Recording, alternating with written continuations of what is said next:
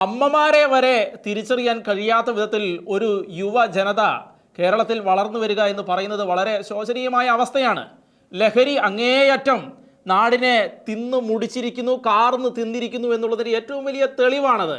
എന്തുകൊണ്ടാണ് ഭരണ സമൂഹം അടക്കം ഇതിനെതിരെ കണ്ണുകൾ അടയ്ക്കുന്നത്? വീണ്ടും വീണ്ടും ലഹരിക്ക് വേണ്ടി അവർ ഒന്നും ചെയ്യാൻ തയ്യാറാകാതെ പോകുന്നത് എന്തുകൊണ്ടാണ് ഇത്ര നിഷ്ക്രിയമായി മാറുന്നത് എന്നാണ് അച്ഛന് തോന്നുന്നത്?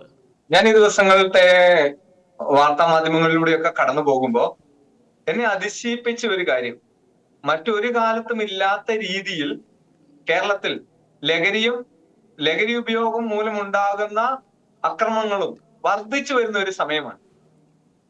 എനിക്ക് തോന്നുന്നു ഏറ്റവും കൂടുതൽ ഈ ലഹരി ഉപയോഗവും അതുമൂലമുണ്ടാകുന്ന അക്രമങ്ങളും ഉണ്ടായ ഒരു വർഷമാണ് ഈ 2025 എന്ന് പറയുന്നത്. 2025 എന്ന് പറയുന്ന വർഷം അതിന്റെ ഒരു രണ്ടാമത്തെ മാസം അങ്ങ് പൂർത്തിയാകുന്നതേ ഉള്ളൂ. അപ്പോഴേക്കും ഈ മനസ്സിനെയൊക്കെ മരവിപ്പിക്കുന്ന എന്തുമാത്രം വാർത്തകളാണ് നമ്മൾ തന്നെ ഈ ദിവസങ്ങളിലൊക്കെ വായിച്ച്, പലപ്പോഴും അത്തരം വാർത്ത കണ്ട വായിക്കാൻ പറ്റാത്ത മാനസികാവസ്ഥയിലേക്ക് മലയാള സമൂഹം എത്തപ്പെട്ടിരിക്കുന്ന രീതിയിലേക്ക് വന്നിരിക്കുക. എന്നിട്ട് ഞാൻ അതിശയിച്ച ഒരു കാര്യം, എന്തുകൊണ്ടാണ് ഗവൺമെന്റ് ഇത്തരം കാര്യങ്ങളിൽ വളരെ നിഷ്ക്രിയമായ ഒരു നിലപാട് സ്വീകരിക്കുന്നതെന്നാണ് എന്നെ അതിശയിപ്പിച്ച ഒരു കാര്യം. കാരണം നശിച്ചു പോകുന്നത് ഒരു ജനതയാണ്, ഒരു തലമുറയാണ്, പ്രത്യേകിച്ച് നമ്മുടെ യുവജനങ്ങളാണ്.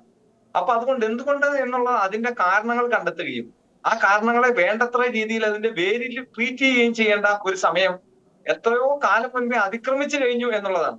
അപ്പൊ എനിക്ക് തോന്നുന്നത്, നിങ്ങളിപ്പോ സൂചിപ്പിച്ചതുപോലെ തന്നെ, എന്തുകൊണ്ടാണ് ഇത്രയും അക്രമങ്ങളും കാര്യങ്ങളും ഒക്കെ ഉണ്ടാകുന്നതെന്ന് ചോദിക്കുന്നു. എങ്ങനെയാണ് ഒരു യുവാവിന്, ഇല്ലെങ്കിൽ വളരെ ഒരു ചെറുപ്പക്കാരന്, കൗമാരത്തിന്റെ കാലഘട്ടങ്ങളൊക്കെ കഴിഞ്ഞു വരുന്ന ഒരാൾക്ക് സ്വന്തം അമ്മയൊക്കെ കഴുത്തറുത്ത് കൊല്ലാനും തലക്കടിച്ചു കൊല്ലാനും ഇല്ലെ രക്തബന്ധങ്ങളെയൊക്കെ അങ്ങനെ അറുത്തു മാറ്റാനൊക്കെ പറ്റുന്ന എങ്ങനെയാണെന്ന് ചോദിച്ചു കഴിഞ്ഞു കഴിഞ്ഞാൽ അതിന് പ്രത്യേകിച്ച് നമുക്കൊന്നും പറയാനില്ല. ഒറ്റ ഉത്തരവേ ഉള്ളൂ: ലഹരിയുടെ ഉപയോഗം എന്നുള്ളതാണ്.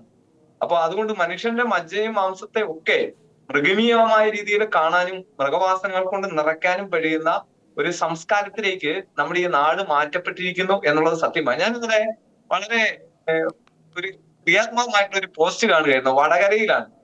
അവിടെ നാട്ടുകാര് തന്നെ ഈ പറയുന്ന സ്ഥലത്ത് MDMA കഞ്ചാവോ ഉപയോഗിക്കരുതെന്നും, അങ്ങനെ ഉപയോഗിച്ചു കഴിഞ്ഞാൽ നാട്ടുകാർ അവരെ കൈകാര്യം ചെയ്യുമെന്നൊക്കെ പറഞ്ഞിട്ട് പബ്ലിക്കായിട്ട് ഒരു പോസ്റ്റ് ഇത് ക്രിയേറ്റ് ജസ്റ്റ് വെച്ചിരിക്കുകയാണ് ഒരു കവലയില്. എനിക്ക് തോന്നുന്നു കേരളത്തിന്റെ എല്ലാ കവലകളിലും, ചിലപ്പോ ഇത് കേൾക്കുമ്പോ ആളുകൾ പറയുമായിരിക്കും നമ്മളിങ്ങനെ ഈ നീതിന്യായ വ്യവസ്ഥയോ ഇല്ലെങ്കിൽ അവിടുത്തെ പോലീസിനെയോ ഇല്ലെങ്കിൽ മറ്റു കാര്യങ്ങളെയോ ഒക്കെ ഒരു അരക്ഷിതാവസ്ഥയിലേക്ക് കൊണ്ടുപോകാനാണ് ഇത്തരം കാര്യങ്ങളൊക്കെ പ്രോത്സാഹിപ്പിക്കുന്നതെന്ന്. പക്ഷേ ഈ കേരളത്തിന്റെ എല്ലാ കവലകളിലും നാട്ടുകാർ തന്നെ ഇത്തരം കാര്യങ്ങൾക്ക് ഇത് പാടില്ല എന്ന് പറയേണ്ട ഒരു അവസ്ഥയിലേക്ക് എത്തിയിരിക്കുന്നു എന്നുള്ള ഒന്നാമത്തെ കാര്യം. രണ്ടാമത്തേത്, നമ്മൾ എന്തുകൊണ്ടാണ് ഇങ്ങനെ ഉണ്ടാകുന്നതെന്ന് ചോദിക്കുമ്പോ വൺ ഓഫ് ദ റീസൺ, അതായത് ഏറ്റവും പ്രധാനപ്പെട്ട കാരണമെന്നോ ഇല്ലെങ്കിൽ ഇത് മാത്രമാണ് കാരണമെന്നോ നമുക്ക് പറയാൻ പറ്റില്ല. വൺ ഓഫ് ദ റീസൺ എന്ന് പറയുന്നത്, ഈ അടുത്ത കാലഘട്ടങ്ങളിലായിട്ട് നമ്മുടെ സമൂഹത്തിൽ വളരെയേറെ അരങ്ങേറിയ ആഘോഷിക്കപ്പെട്ട ചില ഫിലിമുകളുണ്ട്. ആ സിനിമകളൊക്കെ എടുത്ത് നോക്കുകയാണെങ്കിൽ, ഉദാഹരണത്തിന് ഒന്നിനുണ്ട്. ഇപ്പൊ മാർക്കോ പോലുള്ള സിനിമ, ഇല്ലെ ആവേശം പോലുള്ള സിനിമ, കുറച്ചു കാലം മുമ്പ് ഇറങ്ങിയ സലാറ് പോലുള്ള സിനിമ, ഈ സിനിമകളൊക്കെ എന്തിനെ ആഘോഷിച്ചത്? അക്രമത്തെ ആഘോഷിച്ച സിനിമകളാണ്, ഇല്ലെങ്കിൽ അതിന് പ്രോത്സാഹനം നൽകുന്ന സിനിമകളാണ്.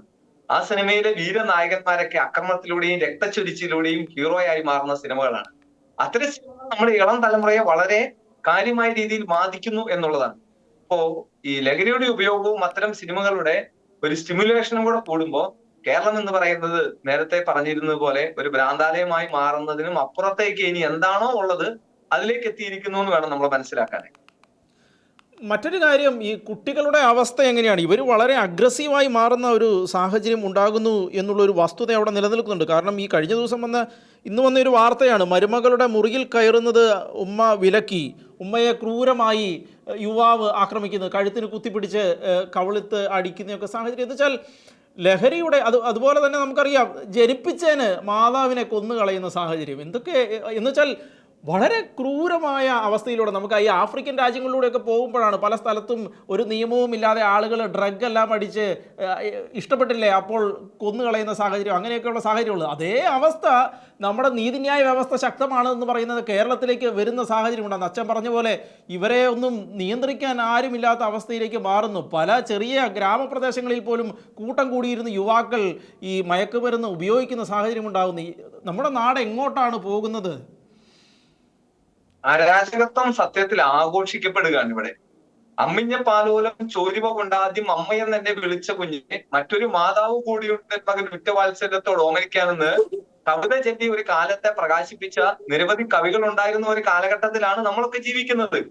ഇല്ലെങ്കിൽ ഈ അമ്മ എന്ന് പറഞ്ഞാൽ ഏത് പെറ്റമ്മയെ പോലെ തന്നെ പോറ്റമ്മയും ഇല്ലെങ്കിൽ ഭാഷയും രാജ്യവും മണ്ണുമൊക്കെ അമ്മയെ പോലെ കരുതേണ്ടിയിരുന്ന ഒരു കാലഘട്ടം ഉണ്ടായിരുന്നു എന്ന് പറഞ്ഞിരുന്ന ഒരു കാലഘട്ടത്തിൽ ജനിക്കുകയും ജീവിക്കുകയും ഒക്കെ ചെയ്തവരാണ്. എന്നാൽ ഇന്ന് അങ്ങനെ ഒരു കാലഘട്ടം ഇല്ല എന്നുള്ളതാണ്. നമ്മുടെ ചെറുപ്പക്കാരെ, നമ്മുടെ കുട്ടികളെ, ചെറുപ്പക്കാരുടെ കാര്യം പോട്ടെ, നമ്മുടെ കുട്ടികളെ, അതായത് സ്കൂളുകളിൽ ജസ്റ്റ് 5ാം ക്ലാസ് 6ാം ക്ലാസ് 7ാം ക്ലാസ് ഒക്കെ പഠിക്കുന്ന കുട്ടികൾക്ക് ഇന്ന് കഞ്ചാവൊക്കെ വളരെ സുലഭമാണ്, വളരെയേറെ അവൈലബിൾ ആകുന്ന ഒരു വസ്തുവാണ്.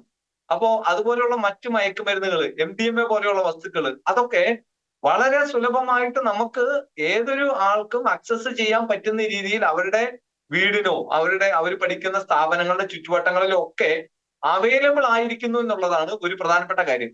അപ്പൊ അത്തരം ഒരു സമയത്ത് ഗവൺമെന്റ് ഏറ്റവും ക്രിയാത്മകമായിട്ടുള്ള രീതിയിൽ ഇടപെടേണ്ട ഇവിടുത്തെ ഫോഴ്സ് അത് കൃത്യമായിട്ട് ഇടപെടുകയും, അത് ഗവൺമെന്റിന്റെ മാത്രം ഉത്തരവാദിത്തമല്ല, മാതാപിതാക്കളുടെയും ഉത്തരവാദിത്തപ്പെട്ടവരെയും മുതിർന്നവരുടെയും ഈ സമൂഹത്തിന്റെ നന്മയെ കാംക്ഷിക്കുന്ന എല്ലാ മനുഷ്യരുടെയും കൂട്ടുത്തരവാദിത്തത്തിൽ ചെയ്തു തീർക്കേണ്ട ഒരു പ്രവൃത്തിയാണ്. പക്ഷെ അതിന് ആദ്യമേ ഇനീഷ്യേറ്റ് ചെയ്യേണ്ടത്, പ്രോത്സാഹിപ്പിക്കേണ്ടത് ഗവൺമെന്റ് തന്നെയാണ്.